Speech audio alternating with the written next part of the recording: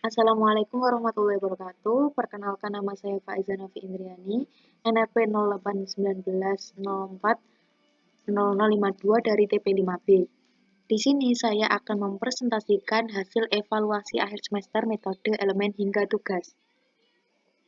Nah, yang pertama adalah deskripsi kasus, di mana pada deskripsi kasus ini kami diberikan sebuah tugas untuk mencari gambar pressure vessel atau gambar bejana tekan, di mana gambar ini akan dilakukan simulasi dan analisis tegangan. Nah, simulasi tegangan bejana tekan ini dilakukan untuk memperhitungkan apakah desain bejana tekan tersebut layak dipakai atau tidak. Tegangan tarik dan kekuatan luluh yang diizinkan dari suatu material yang digunakan merupakan faktor keamanan bejana tekan yang saling berhubungan. Nah, kedua faktor tersebut telah tercakup di dalam ASME Section 8. Nah, ini merupakan gambar dari bejana tekan yang saya cari.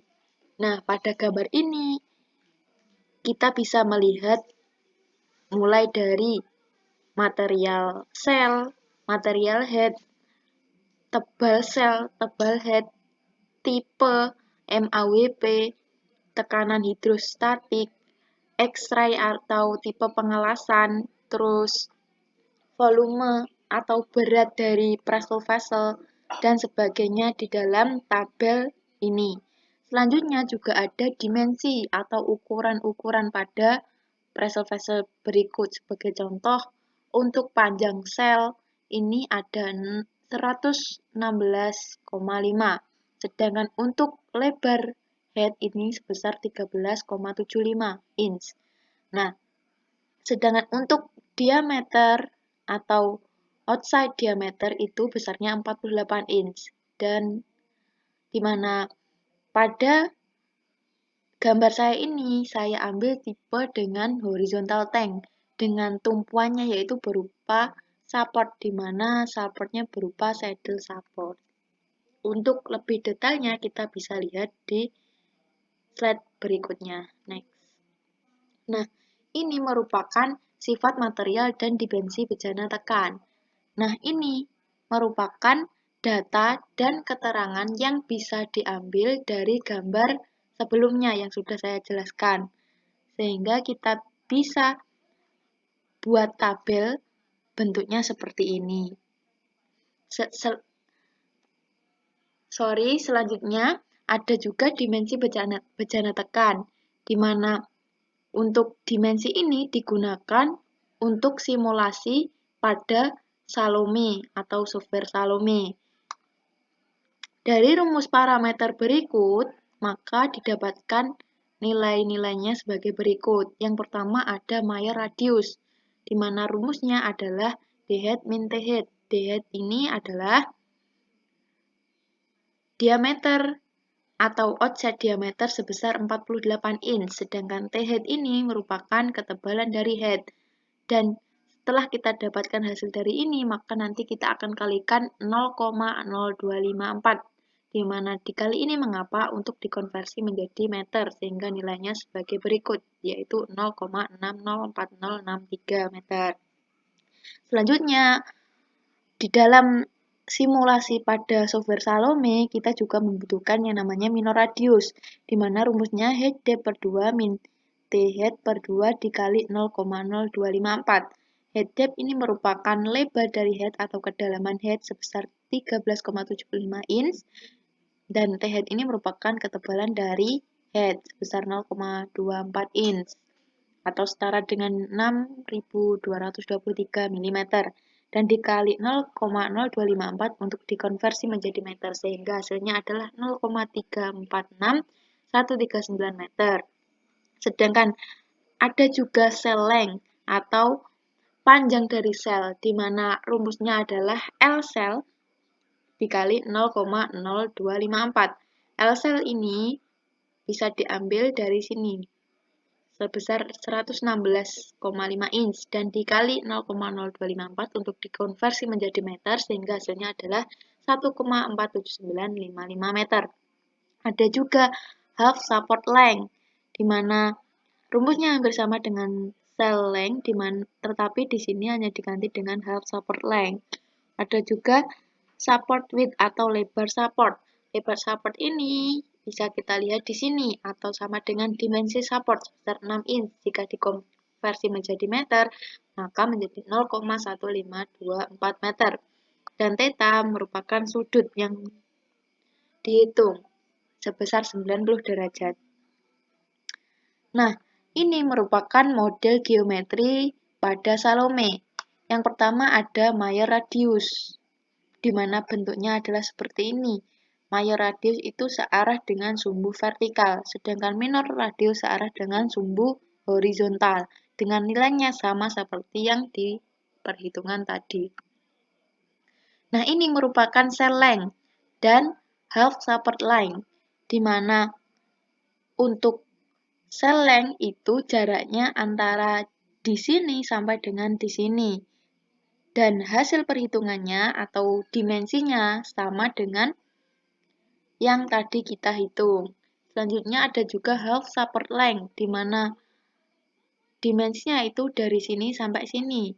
Dengan hasilnya sama dengan yang kita hitung tadi.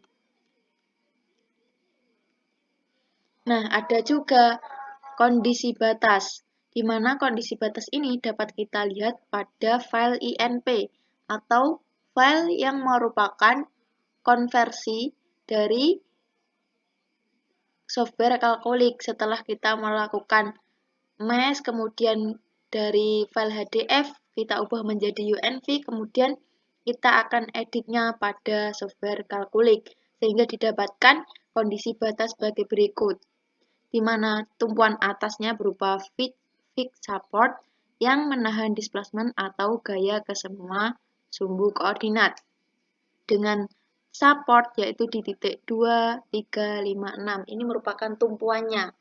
Dengan tadi di sini dimasukkan initial condition sebesar 293 Kelvin. Ini setara dengan 20 derajat Celcius, yaitu temperatur lingkungan. Ada juga sifat material, di mana materialnya yaitu dengan nama SA455. Ini sama ya material head dan cell-nya. Ada juga modulus elastisitas sebesar 1,931 kali 10 pangkat 11 dengan rasio Poisson sebesar 0,3 dengan density sebesar 7750,373. Ada juga nilai thermal expansion sebesar 0,000126. Ada juga tebal dari sel yaitu sebesar 0,005534. Ada juga tebal head 1 dan head 2. Untuk tebal head 1 head 2 ini sama sebesar 0,006223. Dan untuk gravitasinya sebesar 9,81 dan temperatur desainnya yaitu sebesar 594 derajat Kelvin. Nah, ini merupakan hasil analisis untuk mesh 1. Nah, di sini saya menggunakan maksimum set sebesar 0,1 dengan minimum set sebesar 0,01. Maka didapatkan total dari node sebesar 9770 dan edge sebesar 1155 dan jumlah elemen atau phase sebesar 19.536. Dan kita lihat hasil meshnya yaitu sebagai berikut. Nah, di sini saya tidak sepenuhnya menggunakan maksimum size untuk mesh seperti yang ada di soal EAS. Karena mengapa? Karena saat menggunakan jumlah maksimum size yang ada pada EAS, hasil run VTK pos-nya untuk baik itu displacement maupun principal stress itu sangat kasar untuk vessel-vesselnya, sehingga saya menggunakan maksimum size antara 0,1 dan selanjutnya, dan kita dapat lihat di slide berikutnya. Nah, ini merupakan hasil analisis untuk mesh 2, di mana saya menggunakan maksimum size sebesar 0,095 dengan minimum size sebesar 0,01. Dan jika kita compute, maka didapatkan totalnya yaitu sebagai berikut.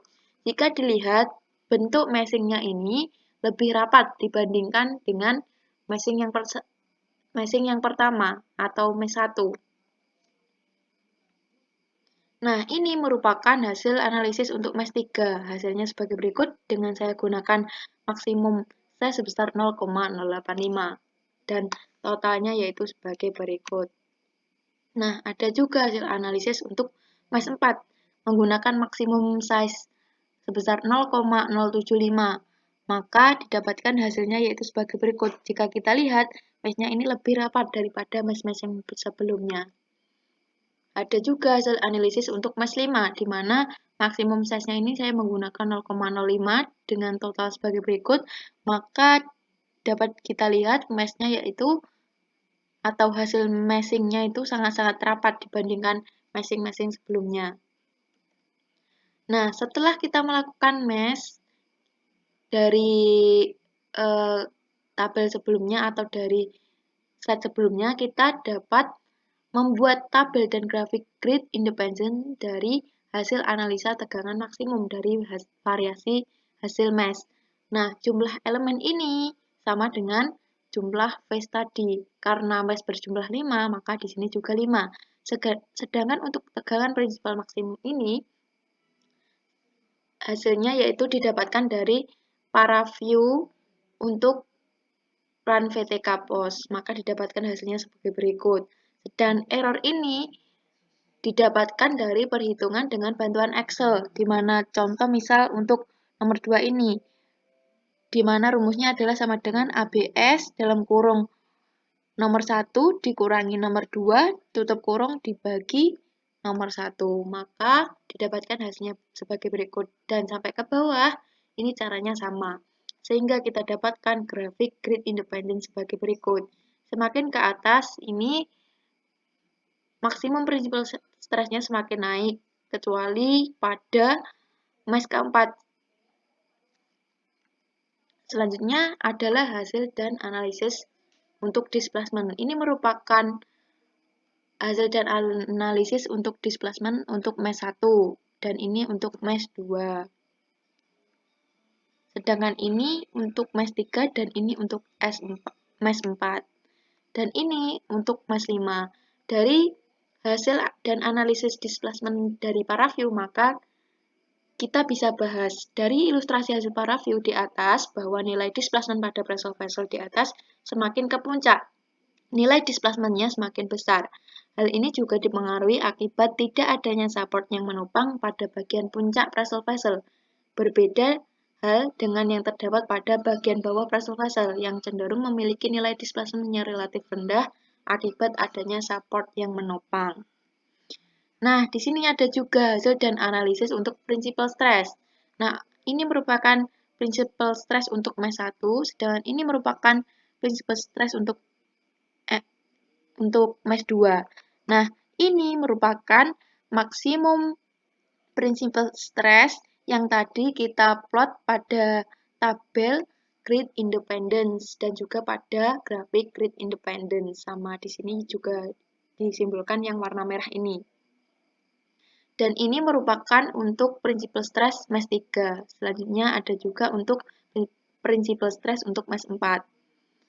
Ini untuk mesh 5. Nah, dari beberapa principal stress tersebut kita dapat tarik pembahasan yaitu dari ilustrasi principal stress bahwa nilai dari principal stress cenderung rendah pada bagian tangkinya, namun untuk bagian supportnya cenderung terdapat peningkatan nilai principal stress namun masih dalam keadaan normal. Nah, dari percobaan di atas, maka kita dapat tarik kesimpulan. Yang pertama, displacement yang terjadi dari percobaan di atas cenderung meningkat pada bagian puncak pressure vessel, namun untuk bagian bawah pressure vessel cenderung rendah. Hal ini dipengaruhi ada tidaknya support pada sisi tersebut. Dengan adanya support, nilai displacement akan lebih rendah. Namun dengan tidak adanya support pada nilai displacement akan lebih meningkat. Ini yang perlu diperhatikan apabila ingin menggunakan pressure vessel yang diuji. Selanjutnya, untuk kesimpulan kedua, principal stress yang terjadi dari percobaan di atas cenderung rendah pada bagian tangki, drum, atau vesselnya. Namun untuk bagian supportnya cenderung terdapat peningkatan nilai principal stress, namun masih dalam keadaan normal. Dan selanjutnya, Selesai, terima kasih. Wassalamualaikum warahmatullahi wabarakatuh.